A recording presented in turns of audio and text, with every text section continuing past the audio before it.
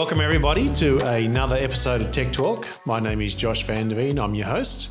And today I am joined by someone else with the same last name as my own, Chris Veen of ProGrind Australia fame. Chris, welcome to the Works Plus Tech Talk podcast. Yeah, thanks for having me, Josh. It's great to be here. And rumours in the market, let's get them out of the way. Same last name. Mm-hmm. Are we related?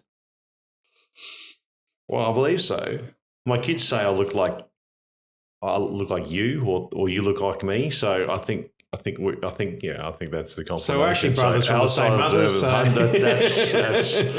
Yeah. And because we look more like the Van der Veen family, I think we could safely assume it's the same father too. So So I think yes. So just confirming for our listeners, yes, we are brothers. Yeah. Yes, biological brothers. Okay. All right. So have been for a long time, as far as I can remember. That's verification as it gets. As verified as it gets, I think. Chris, so family business, ProGrind Australia. Mm-hmm. We've done a few episodes where we've talked a little bit about ProGrind Australia. Mm. How long have you been operating at ProGrind Australia? Let's start there. Well, it depends what you call ProGrind Australia, really, because, the business itself started in 1997, but we were working in another business at the time called Creative Change. So if you put that into the mix, right, from a terrazzo grinding and polishing point of view, that's 27 years. 27 years? Yeah, 27 years. Okay, far out. And are you proactively involved on the tools today still? Or are you doing a different role? Well, it depends what you call proactively involved. Like, we're always looking at tools and trying different tools and trying to see how we can change things up to get more efficiency, but I'm not on the tools. All right. What are you doing in ProGrind these days? I sometimes wonder myself. Today I run the business with Mark Van Leeuwen. Oh, right. Okay. Yeah. So for those who don't know, ProGrind is a what company? What does ProGrind do? ProGrind, in its simplest form, ProGrind's a grinding and polishing company. Okay. Yep. That's what it's always, that's the majority of what it's always done. It's always done other things as well. But ProGrind as a business is a business that is there to grow the polished concrete and grinding markets. That's what ProGrind does. Okay. Yeah, that's what it works hard at. Can you give me some examples of what that means? So it was originally created as a franchise business. Okay? Really? Yeah. So Harry and Tim, Harry was really into the E-Myth. Okay. Mm-hmm. And the E-Myth is all about systemization. And what we found in the terrazzo business was that because it was run by, the people who invented terrazzo, especially if you believe them, it's Italians. I thought it was the Greeks.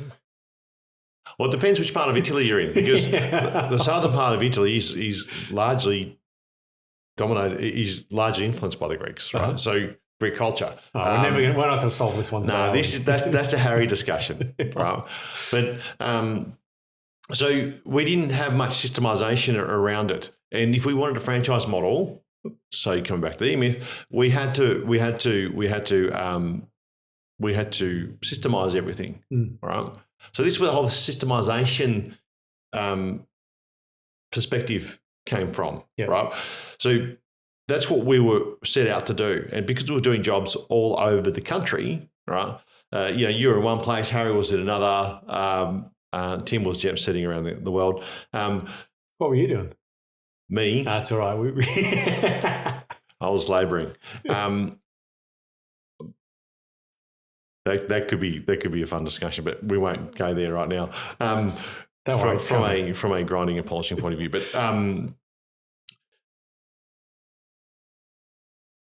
so we had to systemize it in order to reach our goals. Mm-hmm. Okay, so the reach the goal was, remember, franchising the business and selling franchises. We had this distribution of a product. Okay, it was a good product.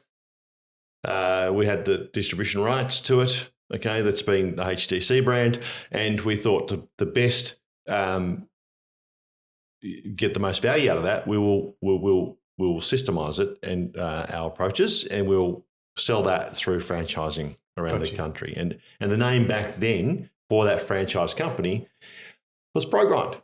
Okay, so that's where the whole ProGrind thing came from. Okay, so that was being developed while we were doing our jobs, grinding and polishing and shoveling lots and lots of slurry around the country, doing more floors. So that's what it was originally started for. Okay, so we were doing that, we were working on all that, and then we realized, well, if we want to do this, the equipment's not reliable enough. We were fixing one problem, and at the same time introducing another. Okay, so maybe our franchise model should have been a repair shop. Well, yeah, something Hayden could do. We're interested, and we realised we're introducing another problem. That's the reliability of these machines, and that's not necessarily such a difficult thing, because you just buy an extra couple of machines, you replace them out, and you keep servicing them. But if you want a franchise model that can operate around Australia, you need a reliability. Yeah. Right. And we were not experiencing that. Like, we were doing big jobs. We're probably using the machines slightly, maybe a bit more regularly outside of what they're sort of in their maximum intended use space more than anything else. So we're having problems. So we sort of go, hang on, okay, we're systemizing over here. I think we have to make our own machine, right? And I'm like, oh, this is great. This is my ticket off the tools, right? Because I didn't really enjoy the tools. Did them. And I still do it today. I just did my house, but I don't mind doing it. So ProGrind that's why ProGrind was set up, but we were introducing a new problem, which was the reliability. And Australia is a big place with very little ability to service people really well because of its size, and it's also it's like the size of America with less than 1/10 of the population. So the critical mass wasn't there to look after these machines around Australia. So we decided we need to make another machine. All right, so that introduces, okay, that's the path we're going down now. We're investing everything in producing a new technology, a new machine, like super reliable, but also super fast. That's what we want. And then we go, hang on, there's a huge amount of demand for these machines, right? We're kind of thinking that the market's moving fast, like really fast. Concrete grinding is because Harry's in Melbourne. We're grinding terrazzo all over the country. Harry's in Melbourne with his grinding posse, developing the concrete grinding market, right? And also, this is Kevin Parry's coming on at about this time as well. So you've all heard from Kevin already. And so Kevin's taken the bull by the horns, right? Yeah. And he's promoting this thing. Like he says, he's calling everyone, all of his mates, right?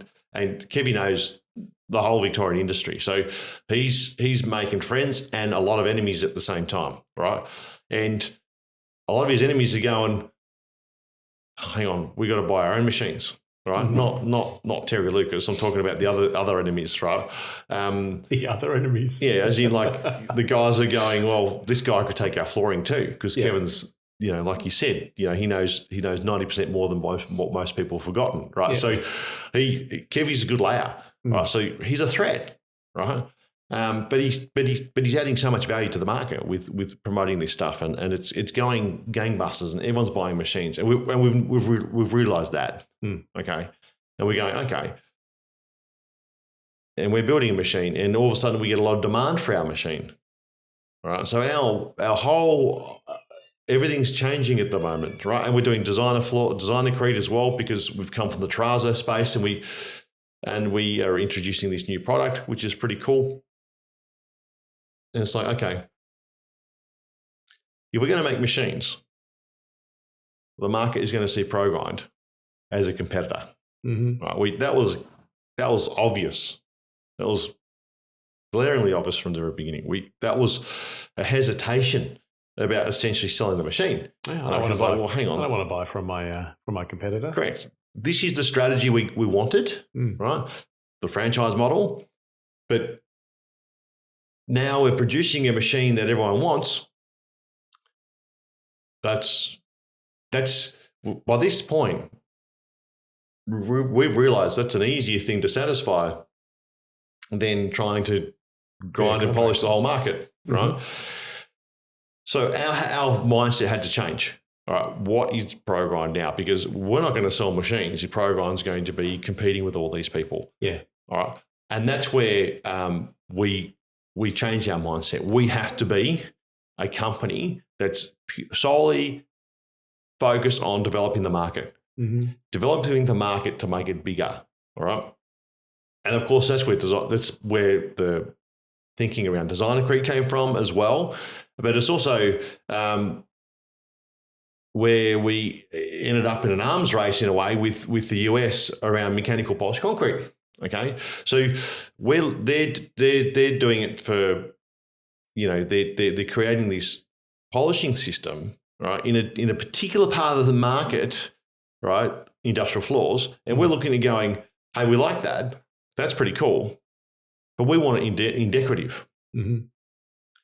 But the problem with decorative is completely different customer.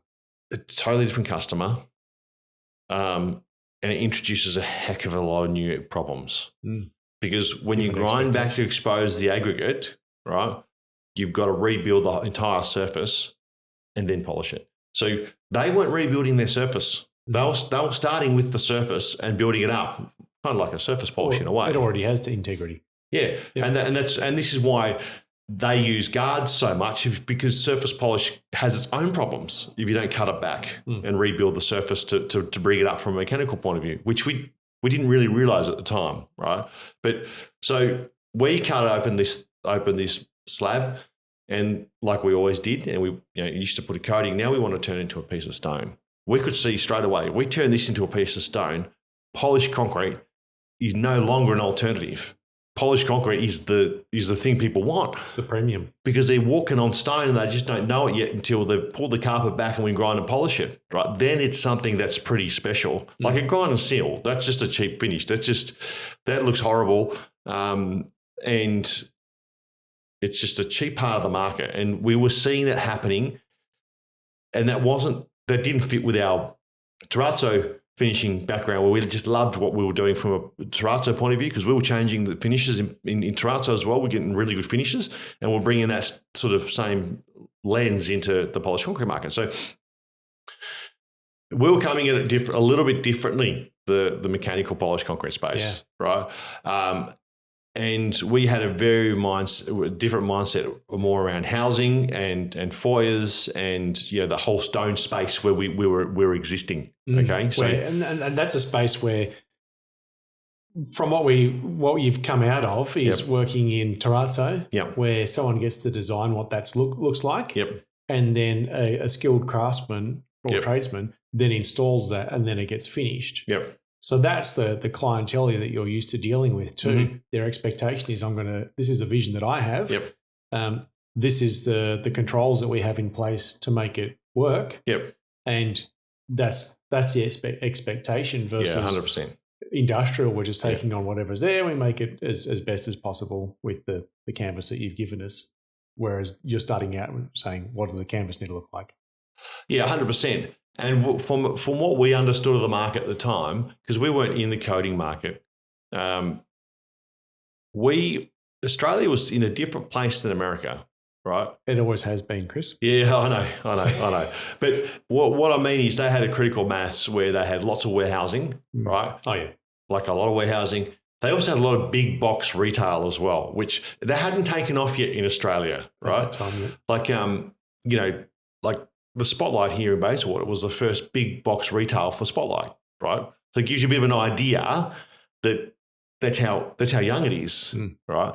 So whereas America was already well and truly down this path, right? So they were just trying to get floors done, and they were just touching the surface, bringing the surface up, and they were introducing guards because they had to, because they didn't have the ability or the want to deal with the surface issues. So guard was the solution. Yeah, we're trying to get away from that.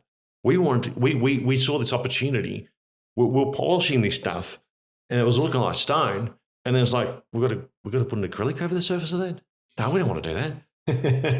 How do we get around this problem? Right? We don't want to put an acrylic on top of a mechanical finish. Yep. Which is what the Americans were doing.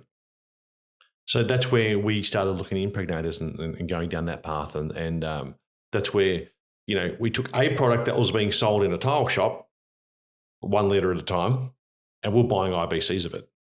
So thousands of litres at a time. 100%, exactly. So we took a product that was just being used for tiny little bench tops and blah, blah, blah, and we were putting it on industrial. We're putting it on thousands of square metres at a time. Right? You must have been their new favourite customer overnight. Yeah, well, they didn't look after me on my place, but I would hope they would have, but they didn't. So, but this is a big business. They're already big, but so we've grown this. So anyway, so that's so the reason why I took us down that tangent to answer your question is ProGrind was originally designed for one thing. When it started, when we came out with King Concepts, we had to totally change our approach. And the approach is, and it still is today, grow the grinding and polishing market. We are, of course, we're seen as competitors. We compete against people all the time, but they're also competing in a market that we created. So there's going to be an overlap, but rest assured, we are not sitting still. Like where you see us in the market today is not where the market's going to stop. Mm-hmm. We have a vision for where the market goes next. Okay. So where you do see us and you do overlap with us a lot, it might be a little bit annoying. Don't worry. We're working on some new stuff, right? We don't want to leave the space that we're in, right? Because it's very important that we keep quality and standards there because this market doesn't have defined quality outcomes, okay, that the client can tick off. And that's our job, right? And until I guess we see the market do that on a regular basis, right, we can really move into another market, right? But that's just not happening, right? Okay. Can you give me some examples of, I guess, where ProGrind has grown a market? It's easy for us to see. Well, we started the concrete grinding market in Australia, dry grinding. Yep. So, that's growing a market that didn't exist. That's millions of square metres a year now. Yep. Right. What's the next phase from there? From there, we moved into, we went into the decorative market, and you heard from Gary. Yeah. Right. What we did there. Okay. And we didn't. So this is phase 2. Yeah, that was phase 2. So you've seen from Gary what we did there. We changed the housing market, right? And you got to understand, Josh, that the housing market does not exist in the States, right? It's starting to now, right? They have houses in the States. They have a house in the States, but the decorative mix, that was very new finding for me as well, to find out that they don't do the integral mixes for residential. We take that for granted that it's so broadly accepted and utilised here. 100%. So that was one iteration. Yep. Phase 2. And let's like I said, this is a market that mainly exists in Australia. Decorative mixers and so on and so forth.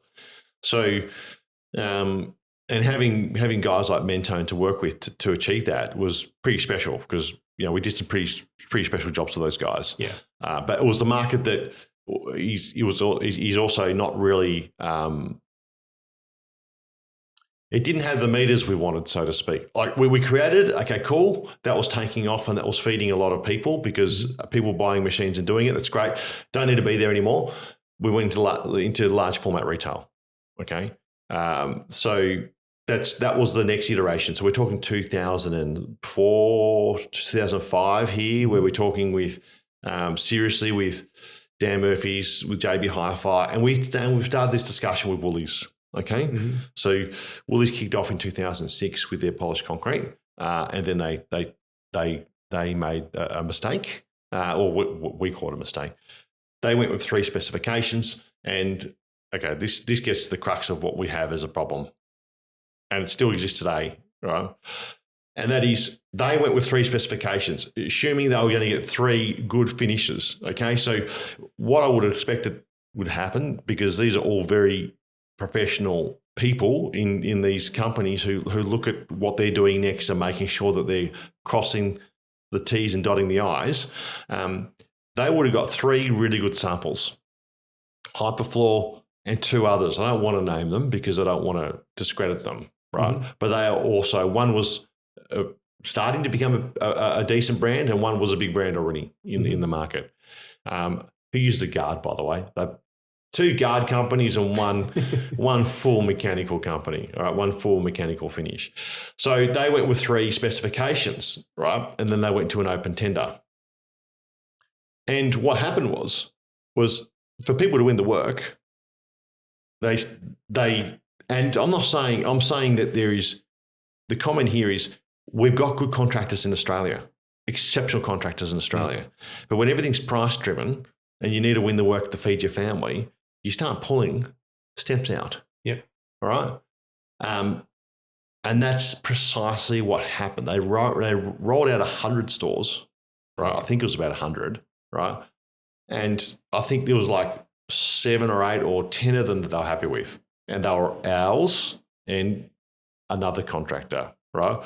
Who's a good contractor as well, who doesn't really do much of this work anymore. He's mainly in resi these days. So,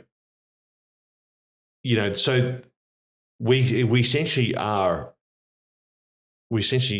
this point realizing we're sort of the bastions of quality. We're holding onto this baton of quality. Like, we need to make sure this is maintained. So we lost a lot of stores. Like, we missed out on 90% of them, right? We tried to engage with because of price. Is that the main reason? Yeah. Probably, yep. Yeah. So we did the first store, which was South Melbourne, I think it is, Woolworths, and they loved it, right? And that came the benchmark in the end. So they said, look, we're going to stop polished concrete because there's too many inconsistencies, and go and do Dan Murphy's for a while, and go down, show us what you can do, and we rolled out lots and lots of stores for Dan Murphy's with consistent finishes every single time, right? On time, no excuses, just sticking to our methodology. So remember, we're systemizers, right? We systemize everything. And so we've systemized it, and we're rolling it out over the entire country, almost killing ourselves at that time because of our model at that time. But we're nailing it. So so the iteration today is definitely about maintaining quality, but also trying to make sure that we're getting to other spaces, into other spaces where we're offering good value, good finishes, and making sure that that's what we're delivering every single time. Mm-hmm. So that's the current iteration. Yeah. Okay. So you said before, in when you were basically delivering all of those stores, proving yourself to Dan Murphy's, that rollout. Yeah. You said you were nearly killing yourself in that model. Yeah. What was that model, and how does that differ to today's model? Yeah. So that model back then was, we were employing everyone, right? And we were sending them around the country.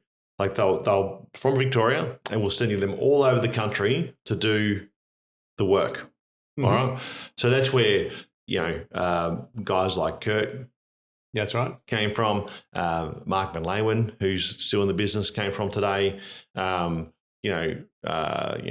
lot of the good companies we work with today came from that model. Okay, yeah, right. So these guys came out and started doing their own thing because they were being burnt up, essentially, because the skill level was because our methodology at the time was a particular type of methodology. These guys were all trained up in doing it. So we're training all these people, right, on how to do this work, doing it really, really well.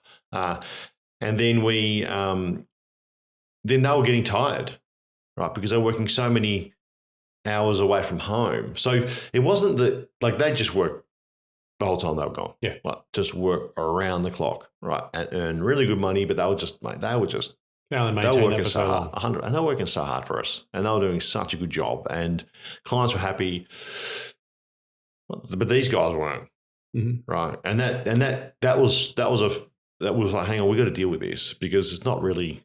This is not. We were losing really good people, like excellent people, and they were sort of, I'm out of here. And they would go and set up shop and go, to their own locations or wherever they wanted to go and started doing their own thing. They had no intention, and they weren't competing with us. They were doing their own thing. They were into the housing market mainly, doing that kind of work. So we're going, okay, we've got a massive churn ratio going here in our HR. This is not sustainable. It's not good. There's a problem as to why this is happening. And we were like, well, it's just not a good lifestyle. And that's for us. That's not acceptable. And we're now asking people to do what we weren't willing to do. Well, we're different, right? Because it was our business, and we were coming from a different position. And it's like, well, I mean, we didn't have kids at the time, right? But we also knew when we were doing that, we wanted to get back to Victoria. Yeah. And that's why the concrete grinding started. So we understood the problem, and we go, okay, what do we do? So we came up with the subcontracting model. Okay. So the idea was still to deliver the same quality all over the country. Okay. At a good price, right? That the retailer would be happy with, in a way that was good for the lifestyle of the workers, right?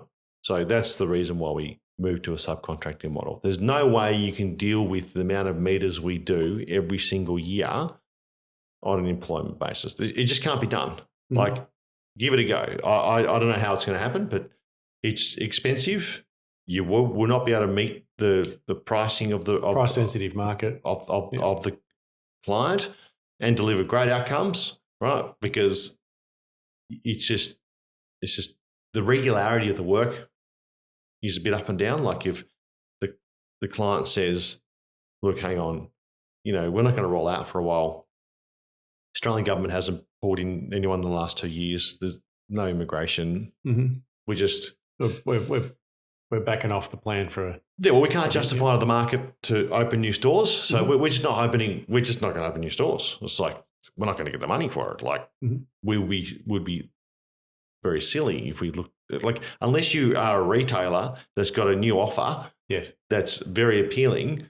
Okay, and that has an advantage to be able to roll it out over Australia because it's a new thing. Sure, but if you're a big player who has already expanded the whole market,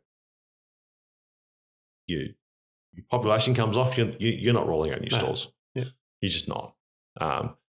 So subcontracting also helps us deal with that. Otherwise, we have to get rid of all our skill, and it's gone. Yeah, shrink the business down, and then rebuild it when the demand is there.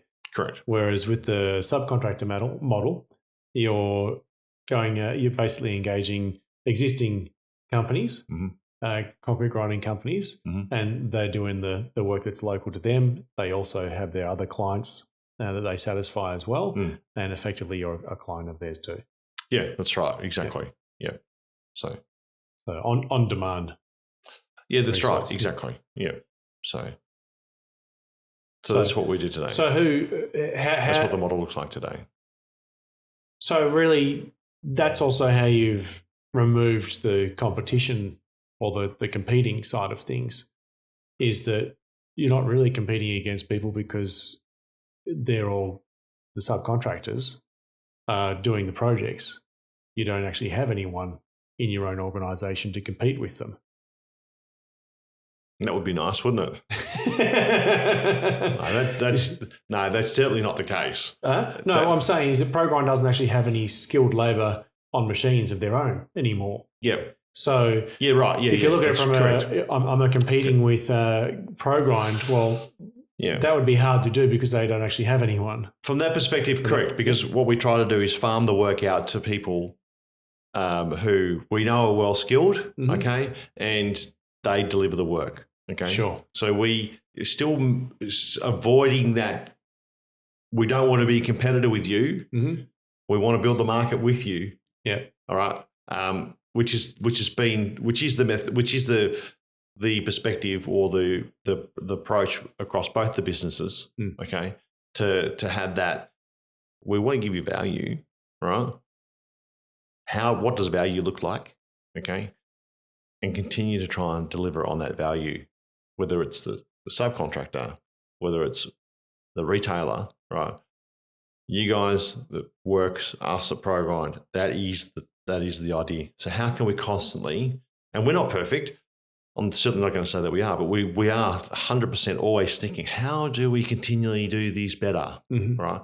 And we've had times where we've done it really not as well as we should have, right? But we always go, hang on, we always check ourselves and go, no, this is what we're supposed to be doing, and this is where we have to continue to offer the value to the industry and the client being the end user and the industry being the contractors. Yeah.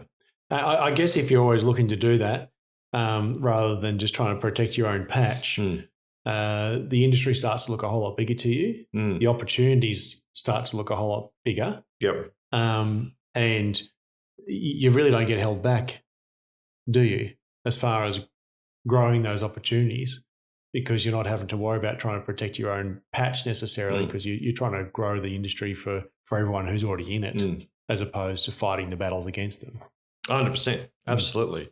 And which is really cool, because we don't just become a product and marketing company, although that's extremely important. We go, where are we going with this? And that's much more. That's a much more. Yeah, that's another element that's really fun to talk about. Yeah, like where are we going with this? With what we have and our toolbox. What else do we want to put into the toolbox, and where will that allow us to go? Is there anything you can tell us about that? Oh, not really. So it's just continue to watch. Well, it is. I think we've got to be careful. I mean, where we're going, where we see the market can go to, we're coming across some really interesting things at the moment that go, okay, well, if this is what it is, if this is what it's been told to us that it is, if we use it in a particular way, we can reshape the market. And reshape? I think it's a big statement. I don't mean it like that. What I mean is, it can take us into many more spaces. Right? Yeah, okay. And gives a lot more opportunity, because we've got some problems coming our way. Okay, but at the same time, we're dealing with them. Care to elaborate? There's two problems we've got. No, they're not problems. I'm assuming you're talking as an industry. As an industry, yeah. We've got two things coming. One is green concrete. Okay, and it's not. I mean, I always say it's a problem. Like I think you and Peter put it really well. Like for thousands of years, concrete's only ever slightly iterated. Okay, and rightly so, because of what relies on it. Okay, I think Peter says in one of his lengthy documents, and if anyone's read them, which I have, I've trawled over them many times, reading them and learning from him on many occasions. He says you can never forget that everything rests on the construction of the floor. As in, once that floor's handed over, once that building is handed over, the thing that gets relied upon the most after the whole thing is standing. Well, there's two things really. One's the roof, right, and the other's the floor. Okay, everything else is pretty much you can sort out, but those two things are a bit long-term systemic problems. Yep. Now, cost perspective, the problem, the biggest one's the floor. Yeah. Okay. Yeah, so so with that in mind, when you get into this fast iteration, and I know they are taking really the big boys, the industrial boys, especially the concreters, are looking at this going, okay, we're going to be really careful with this. It's cool, but we're going to be really careful with it too. And it's really good that you got some really good guardians of the industry going, okay, it's moving fast, and we get why it's moving fast from a policy and an ESG point of view. It's moving quick, right? We get that, but we've also got to go make sure that it doesn't go swing too far, because the problem's going to be massive, right? Yeah, and not only that, it's in total conflict with the purpose of the exercise is to reduce the carbon footprint. And if it fails, you've got to go replace all those buildings, and you more than double the amount of carbon. Oh yeah. I mean, produced. it's just such a massive problem, and that's the thing. These structures are around for a long time, and you want them to be around for a long time. So you've got some really good people involved. But what it does do is it does present. It means we've got to think with it, and we've got to do a lot of R&D, which we do here, like a lot. On making sure that what we do come up with is a really good solution and continue to be a really good solution to the market, right? Yeah. So we pour a lot of time and money into that, like a lot, right? So when you see a iteration in this space, right, and it becomes available to the market, we've spent a lot of time and money to get that, right? And that's how we grow the market. Okay, so that's one thing. And the other one is also crystalline silica, right? Yeah. And we have a really good record in this space as a business, and the reality is, if we didn't take this approach from day one, from when we started doing the dry grinding of concrete as the preparation for flooring, if we didn't take this approach from day one, as in over-engineer our extraction, right, to ensure that it's clean, right, and easy to manage, and also safe, right, we'd still be shot plastic, right? So we've always had this approach. Okay, it's unfortunate a lot of other people didn't, many other people didn't, but we've always had this approach. And and we've always been under microscope, always, right? So, part of the Melbourne market is working with a very stringent safety culture. Yeah. Okay, and that's driven by unions here in Victoria. So whatever we did in this space, they were already all over it. Okay, and we're talking back in 2000. Yeah. Okay, these guys were already all over crystalline silica. Okay, and that's a good thing, right? Because they want safe working environments. So we always had to achieve extremely high standards, like above and beyond any other workplace standard that's out there. We had to achieve these levels. And that's been a good thing, right? It's just a shame that the rest of the market around the country didn't have the same view, right? And that's why this has become very much into the spotlight. But it's mainly in the spotlight because of products like Caesar Stone and so forth. The benchtop industry. But also, like you said, there's a lot of other companies who didn't adopt the same principles or the attitude towards safety, and there's always going to be a few rotten eggs in every industry. Yeah, and they dictate what the standards end up looking like, and that's always going to be the lowest standard. 100%. But if you're already shooting for the highest standard that you can get, the minimum standard never really bothers you. No, that 100%. That's exactly right. And as a business, we've been doing this since 1997, dry grinding. We've done millions of square meters, like millions of square meters. We've been over, like millions, and we've employed hundreds of people, right? And never, ever, ever, ever, ever have we had a claim related to a respiratory matter. Not one. And I mean, this is something that we've been very proactive about in both businesses, anyhow. And since I still remember the job where the unions said no, you can't do dry grinding, and just in the current landscape of how things are at the moment, I should also clarify that we never gave any money outside of our memberships No. to make that problem go away. But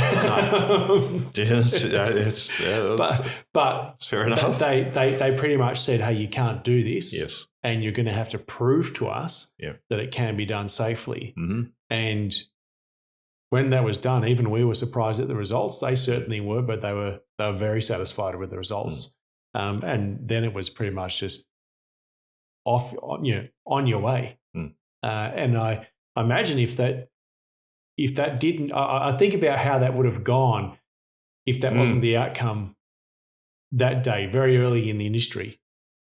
There was so much riding on that one day of testing. I often wonder what that would have been, how that would have gone differently for us and the industry if that day didn't go as well as it did. It would have been a nail in the coffin, because we were up against so much pushback, because we were removing so much labour from the process, from the floors. Yeah, well, that was the other interest. So, and also we were creating crystalline. They knew we were creating crystalline silica. That was a really interesting test, right? And it's one I reflect on all the time. Where we're in an office building, right? If you remember, we had 3 floors, 7-story building, 3 floors. You've got like a few floors, and this is kind of happening in the middle of the building. Yeah, that's right, in the middle. You've got one floor where it's isolated, middle floor operations. The floor above that is isolated, and then the floor above that is where the trades were operating. And we were operating, right? So they were doing. We were the meat and the sandwich. We were the meat and the sandwich. That's what. Okay. So that's what I'm. All right. So if we had, so that was an interesting test, right? We had 4 floors, okay, trades on the top floor there. On the top floor, and then we had no one. Okay, so that was just no one working like on an isolation barrier. Yeah, exactly. Then us, okay, working on the floor, okay, and then the 4th floor, the bottom floor, again, there was no one. Okay, so those 2 floors were there to insulate the trade above from any potential harm, and also any other harm that may go through the building, right? Because there was a lot of fear around it. And if they did this for, I'm kind of trying to remember how many days it was. 1 day or 2 days? It was 1 day, and it was ceramic. It was cementitious, sandy ceramic tile adhesive removal. So the worst conditions you can have. The worst. And the guy grinding's got an air monitoring device on him. They've got one on the. There's heaps through the floor. They've got these through all the floors. These devices, and they're deliberately taking measurements from all 4 of these floors. Okay, because they want to know what the condition is, right? And it was actually a really good method, right? And the results came back, and of the 4 floors where we were working was the cleanest. Had the least exposure. What are you talking about? Crystalline silica. You had trades working on the top floor. No, I'm acting surprised, but I already know what happened because I was there. It was really interesting because the floor where the grinding was taking place, the results came back suggesting that it was 4 times below where the safety standards. But on the level where the trades were operating, and you've got to back then, not anymore these days, thankfully, but back then the builder's labourer was going around sweeping up after all the trades, and that was only 1 level below where they would recommend respiratory protection. So that was really interesting. Right. I think that was actually a really interesting discovery, even that day for the union, to find out, gee, we're really operating on a fine line. That's right, they were too. But it was just really interesting that we were the cleanest, and that stuck out in my mind that okay, these are the standards that we've got to constantly meet. And we always have, right? And so that's the second one. Okay, that the industry has to be really mindful that just spend the extra $10,000 on a dust extractor. Just do it because it will change your life, and also makes you safety. Create a very safe working environment. And we recommend at Works Plus to all of our customers to get regular hygiene testing done anyhow. Annual is great. You've got it there in your documentation. Your team knows what the expectation is, what the standards look like. and you have that peace of mind of knowing that the guys who are operating out on site under your care are doing it in a safe manner. 100%. And just write the methodology down. Everyone gets this. Write the methodology down. Make sure that's how your team's doing it. Okay. Invest in that equipment to do it really, really well. And like you're saying, you've got the report to back up that works. And that gives a lot of comfort to your client as well, because they need to see that it's safe, and it is safe. We're talking about, we are in the part of the industry where we remove the most amount of volume of this product, right? But also it's at a lot less of a risky end. Like the percentage of crystalline silica in our material is a lot less than in stone. So, but you need to give comfort to the market. Yeah, absolutely. I agree. Chris, so you've talked about it to us about, the big customers that you deal with today. You refuse to talk to us about the big customers you're going to be talking to, or you are already talking to, which is okay.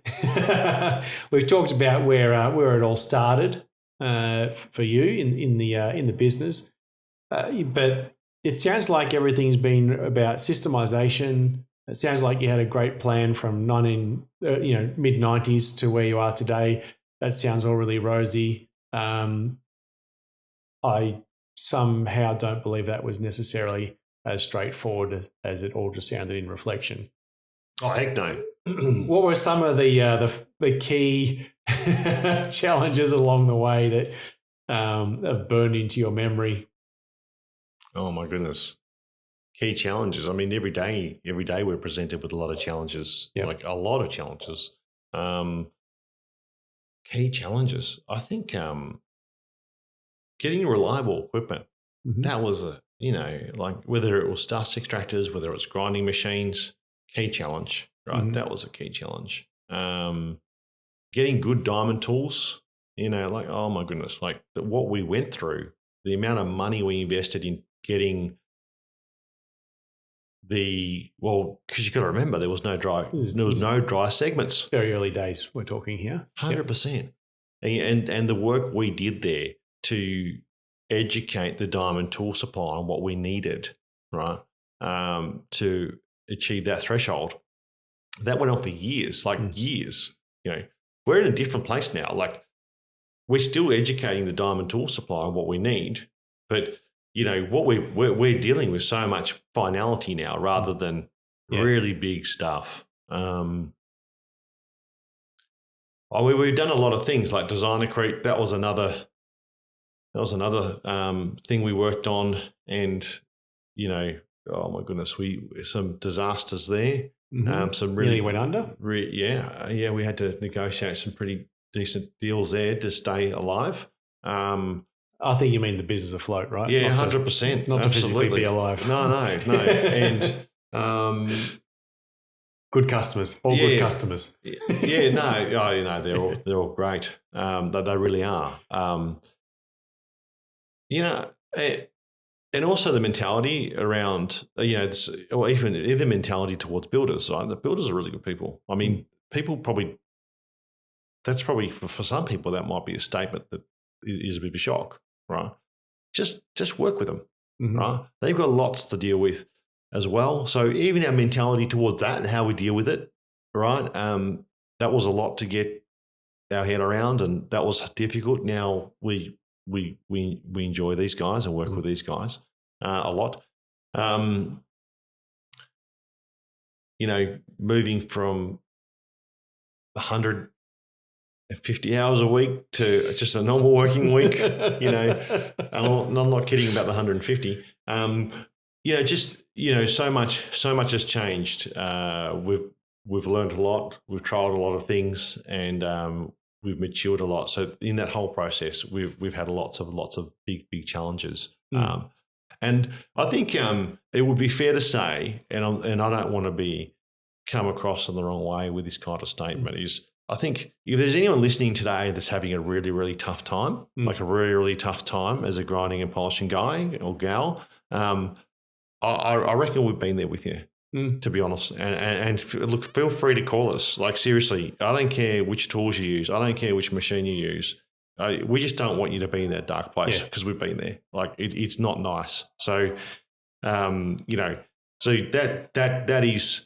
that's we don't want you there. Right, we've been there. It's not fun. And well, I think you just alluded to a 150-hour week.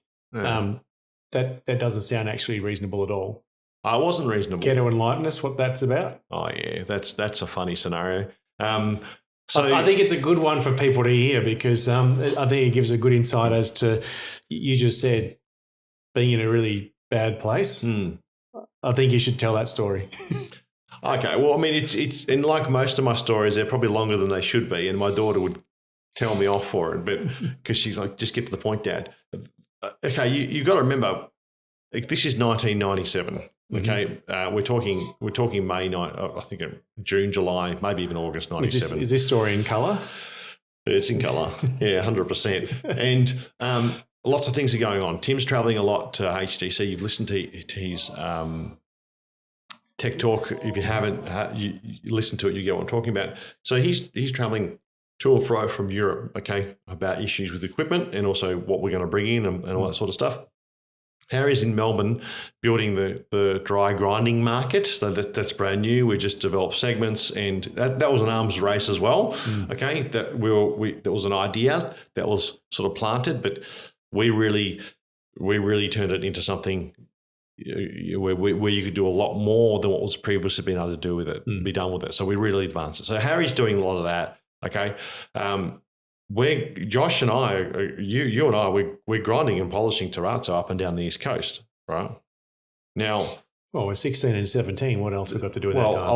I was 19, and you were 17. Well, you were younger than that when you started. But so 19 and 17, and we're left to deliver 11,000 square meters of terrazzo grinding and polishing for multiplex. Like, I don't know where my dad thought that was a good idea, right? So here we are, and the tilers are behind. Openings pending. We're the finishing trade, and we can't get access to our floors, right? As in, there's no terrazzo for us to grind and polish, and we're sitting there going, guys, do you realise we're a month out? Like we've got. I think we've still got 6,000 square meters to deliver at this time. Like, it's ridiculous. Like, we've got a lot to deliver. We've only delivered, well, not even half the store yet. Half. This is Cairns Central. Okay, yeah, but the total was like 16,000. But we came back for the second stage. Yeah, this is second stage. Correct. Yeah. So, so we're there. We're left to our devices with. We've employed Andrew Griffin at this time. Okay, great guy, and he's working his butt off.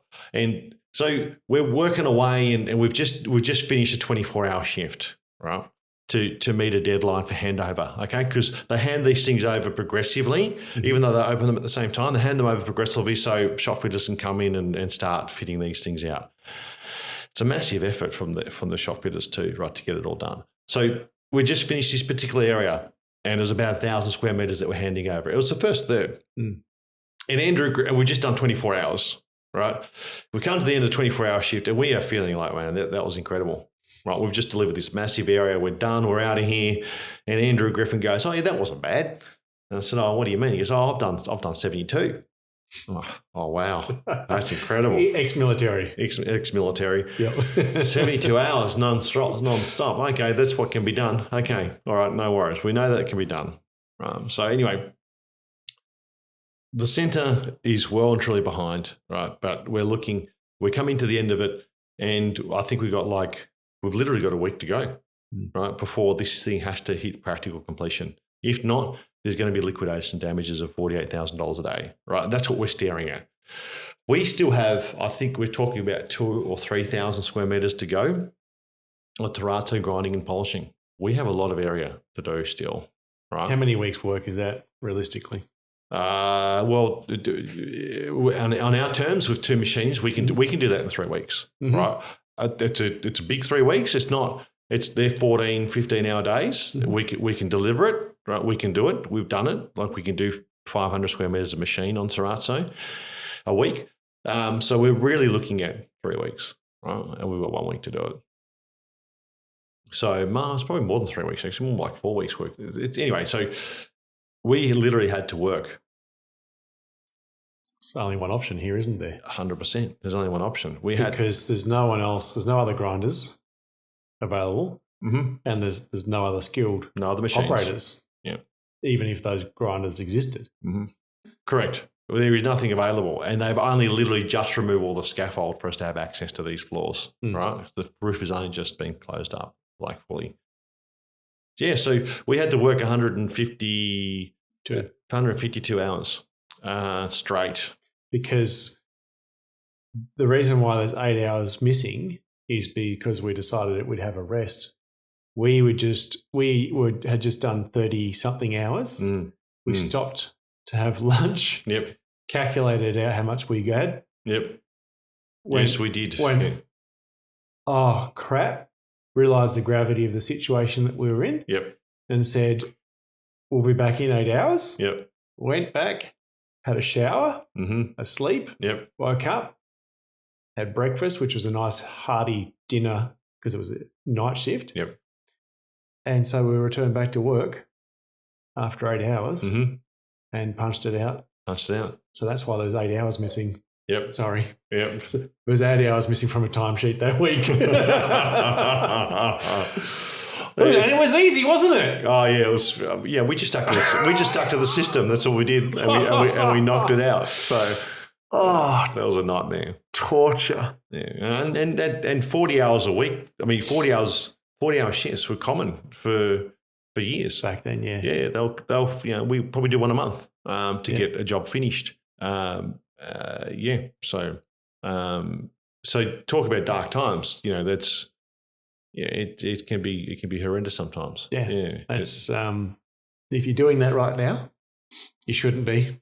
No, reach out and think it's illegal, even potentially. If you're doing it yourself, you're probably all right. But it's not a nice place to be, and we know what it's like. Ever broken anything on site that you shouldn't have? I'm trying to remember whether I have. I know what you've broken on site. Yeah, but we've. I was asking you. I've never damaged an escalator, like never smashed an escalator. And that was not with the grinding machine. That was not me. I'm trying to think of what I have broken. Can you remember what I've broken? Because most of these times happen when we're so tired and something silly happens. Ever driven a forklift into anything? Well, not into it. That wasn't me. The escalator wasn't me. That was you. We might have to leave that one for another time. Yeah, right. I'm trying to. No, you can remind me. I don't mind being reminded.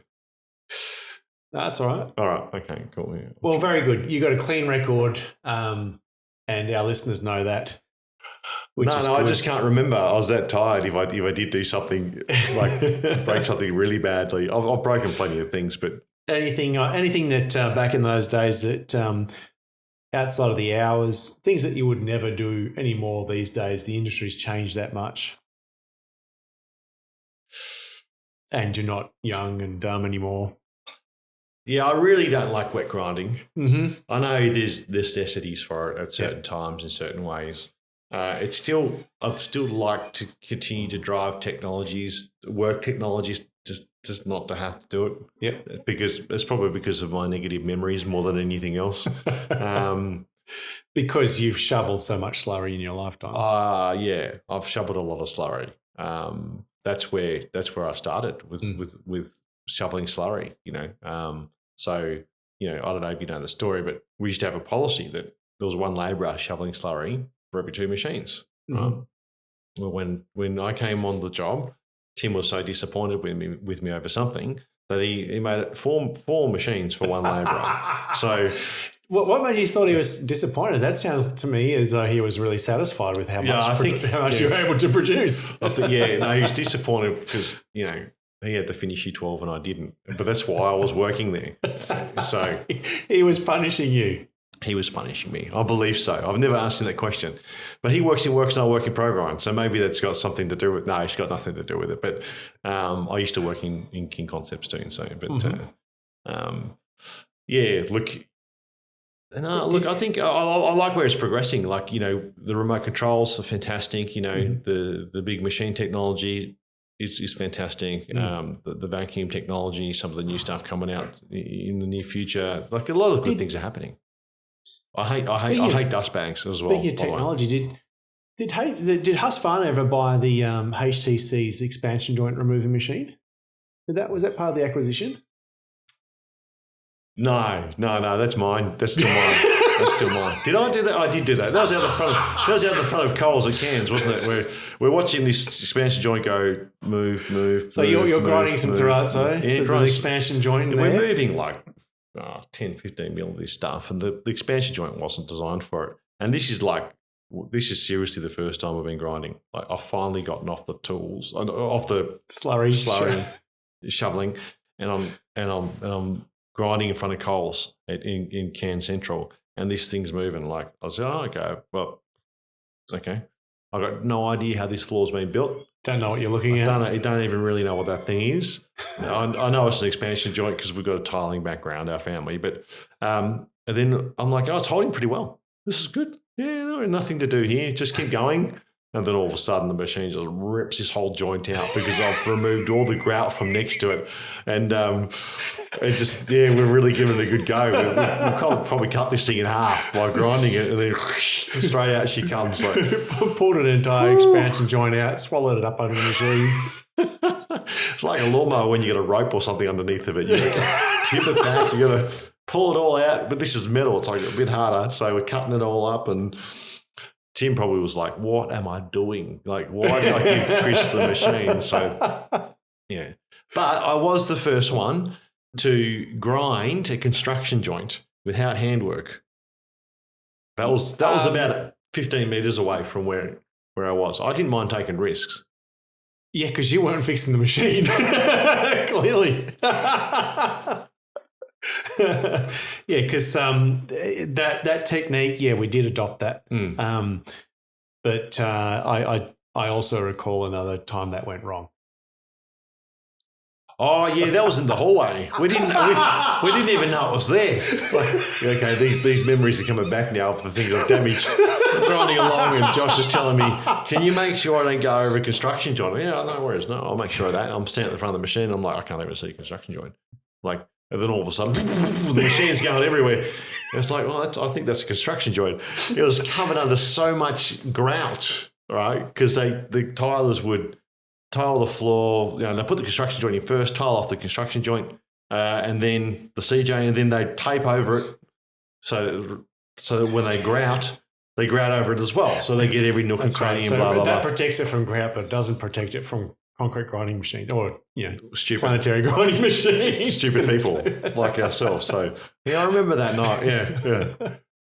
Those poor tilers that had to come back and repair the damage. But they gave it back to us, man. They gave us lippage like you wouldn't believe. Throwing tiles down, and none of these 2 or 3 mil out. These things are 5 mil out. Giving us lippage is their way of giving us lip, huh? Exactly, 100%, mate. So we removed some terrazzo off those floors. Like, there's no way to do those unless you had diamond tools. You couldn't do that with stone. Like, it was just going to smash stones every day. So.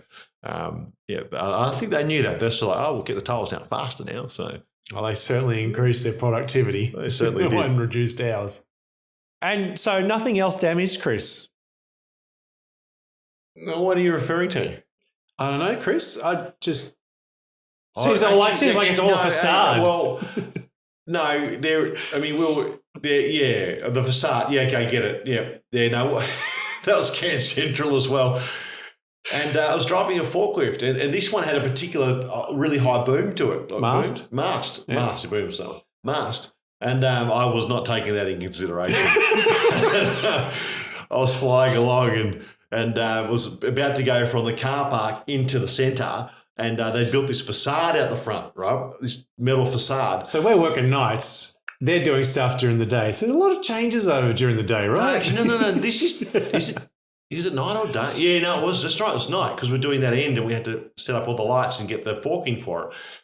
And flying along, And I can still hear the noise of the forklift, and we're flying along because we're impatient. And I've got a pallet on the front and going straight in. And I'm enthusiastic. It's probably the first time I've ever driven a forklift, actually. So I'm excited. I have not done my forklift license at this point, and that's not good. And I don't encourage that for anyone. But flying along, getting into this section of Cairns Central, and then all of a sudden the forklift stops. The forklift stops. It just stops. It just, bang! I'm like, there's something I've missed here. No, you haven't. No, I haven't missed it. But I've missed it. I've got a tall mast on. I've just whacked into this facade and just totally dented it in like this. And I go, I'll strike. I better go get another forklift because this one doesn't fit. So I took that forklift back, and then that was from the Tylers, and I parked that and went and got one from the scissor from the plasterers. They don't even know, but I grabbed their key, took that inside, and did my job. But I think they did ask about it. I remember Paul, the site guy, going, yeah, look at that. And I was like, look at that. I mean, these guys have been anyway. There's plenty of justification. Yeah. We were young, and we were probably given a bit too many tools to work with. Bit much freedom. Pretty much freedom at too young age. Yeah. I think 17 and 19 years old probably says a lot. Absolutely. Yeah. And then we saw Tim do some funky stuff on the forklift too, if you remember at Toowoomba, Grand Central there. You know, I remember walking out one night going, where's Tim? Like, we've been grinding and polishing all night, and Tim go, I'm just going to go I think he was going to go to the toilet or something like that. And you had to go down the car park. You had to drive down the car park to get down the toilet. So it was a long way to the toilets. It was a long way to the toilets. So Tim picked up the forklift and off he went, right? And because we were working nights, we kind of had free reign. Like, no one was there. Yeah. This is before you had to have safety guys there if you had site staff working. So Tim drove down there and it's like, oh, where's Tim? You know? And it's ages later, and I was, I'm going to go see where Tim is. I go out in the car park, and there's Tim on the forklift. Mate, he's flying. He's doing doughies. He's spinning this thing around. He's got it on two wheels, and I'm like, oh my goodness, I never knew that for Tim to do something like that. And there's dust going everywhere because of the exhaust. You know, like I can still remember him just having a great old time on this forklift. Because you can. It's the middle of the night and no one else is here, and he's trying out the forklift. Well, we might have to get Tim reinducted into his forklift license. I don't think he's got a forklift license. I still don't think he's got a forklift license. So I just wanted to go back to that. I mean, that particular site, Tim drove the forklift because it was a long way away. Yeah. Was this? Didn't you on this site? Is this the same site that you introduced a new floor cutting compound? Yeah. So you know the one Kevin Parry was talking about. Well, we were ahead of the game, I tell you. We were introducing it, but yeah. We were introducing cutting fluids, but sort of later in the process, like when we're cleaning up the slurry, is when we tend to introduce the cutting fluid. Might be a story for another day. Curly wasn't very happy, I can tell you. So we look, it was a hard job, but we tried to have as much fun as we could. So same with the speakers. We're always getting these speakers out of the van. We drive the van in onto site because you could. Drive into the shopping mall. Into the shopping mall, and we'd pull out all these home speakers and we'd hook them up to the car amplifiers, and we would turn up the volume of the head unit, and mate, it was so loud in there. We used to get complaints. we were too busy working to go out clubbing, but it didn't really matter because we had the tunes. We was pumping the tunes out of the car all night long. So yeah. things we used to do. We were 17, 19 years old. We go, we turn up to site and be like, all right, I'm working there tonight, so you need to move your stuff. Yep. You can't be there because this is what we're doing. This is our plan for the week. Talking to a 40-year-old plasterer or electrician. They'd just be like, huh? We're not even listening to the process, man. It's like, we're being told this 1,000 metres is going to be delivered. It's like, okay, no worries. You move your stuff, get it out of here. And they're like, Who the heck are you? We've never seen you at a toolbox talk. Like, you're not there in the morning meetings. Like, we're not even following a process here. We're just like, oh, we've been told to get these meters done. Get out of here. And it was like,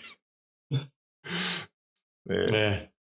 Get off that site, go to Marion, start with the same attitude. It's like, why aren't people listening to me?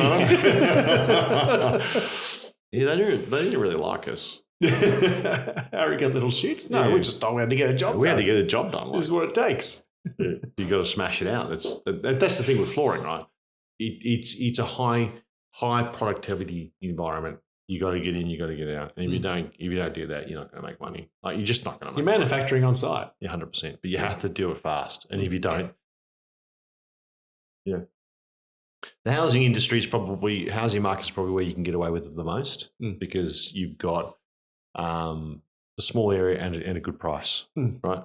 But the moment you move into that commercial space, it's all about rates, and you've got to deliver. You just got to knock out those meters, and the quality has to be there.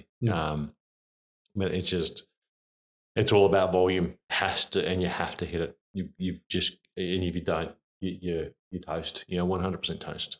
So there's just not much margin in there to play with. Yeah. That's some old days. Chris, thank you so much for joining us on the podcast today. Pleasure. Really excited to see where ProGrind is actually going to be heading, and at the same time also really enjoyable to take a trip down memory lane and talk about the humble beginnings of ProGrind. And I think it's really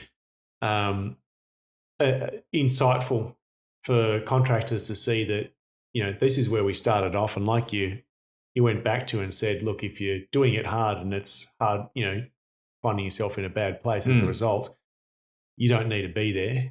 We've already done that, and you should certainly be calling someone like yourself and saying, hey, this is pretty tough. How do I get out of it? How do I make this a bit easier? And how do I get to where I want to go, which is really the reason why we do what we do. And on that, Josh, it's not just, and we're not just talking about processes here. No. Like, we're also talking about contracts. We're also talking about engagement with clients. We're also, what puts you there, right? So there can be many things. You may have the right diamond tools. Sure. That's not, that may not be you might be listening, going, well, that's not my problem. Like, no, there's lots of different problems, lots of different elements. And, we don't want you to be there. If happy to listen to it and speaking to it, because there's probably a really good chance we've experienced it and sort of know how to get out of it in the best possible way for you and the client, and so on and so forth. So, well, that's generous, Chris. Yeah. Thank you for your time. No, thanks, Josh. It's been great to be here. Really appreciate it. Back on another one. Yeah. All good. Whatever you need. All right. Thanks, buddy. Then thanks to everyone for listening. Yeah. Cool. Thanks very much. Cheers.